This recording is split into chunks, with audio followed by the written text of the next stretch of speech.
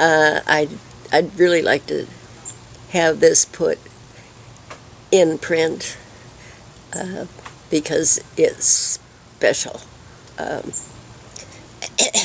I was teaching fifth grade in California, and when we got married, I invited 10 of my students who swore to God they loved me, and they were mad as hell when Mike or Jim was going to take me away from teaching, which I thought was so cute. So I looked out before I went down the aisle, and I thought, my golly, there are all 10 of those little boys, all dressed up.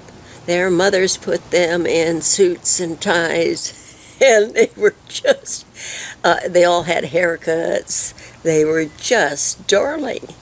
Well, they went through the wedding, and they got to the reception, and all of a sudden, I looked as they were coming down to everybody talking to me and so forth, and here they come. And they went through the line, went through, each one of them kissed me, and then they didn't even look at Jim. And then the next thing I know, they're back again. They must have come 10 times, and finally Jim said, look guys, I'm bigger than you are, and I married her, so I'd say one more time and you're through. And they all laughed and went, yeah, that. But they were so cute. I could not even tell you. If you see fifth graders, most of them 10, 11 years old, and they all want to be big, but they're not big, but they're not little anymore. And so they just are probably one of the best ages. If I ever taught school again, I would definitely go back to the fifth grade, because they were so trying to be so grown up. And I think it was just a joy to go to work.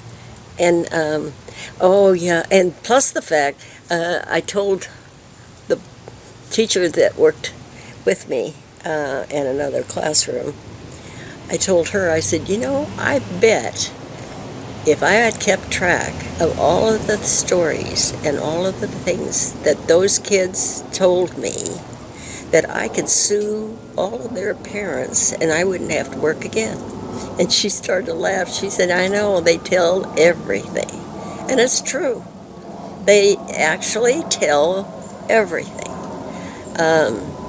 One teacher that was working there, she and her husband had a little discussion about a refrigerator, or not a refrigerator, I think it was a stove that she bought, and he didn't think she needed it. And boy, so here comes this little girl, and she said, oh, guess what, Miss Temple? She said, we have a new refrigerator, I don't know. Anyway, I said, really? Yeah. She said, my mom and dad had one hell of a fight last night. And I thought, oh my God. So I told her at lunchtime when we met, and I said, well, I understand you had one hell of a fight last night. And she said, oh, Susan tells everything. And I said, I know, it's really funny. I'm going to keep a book. And I started keeping a book on all the stuff that the kids talked about. And what they really like to do is tell a joke that's kind of off color, and and then they look to see what my reaction is. And there's only been one or two times that I was it was pretty raw, and I couldn't help but I was going to laugh, and I thought, I can't laugh in front of those kids.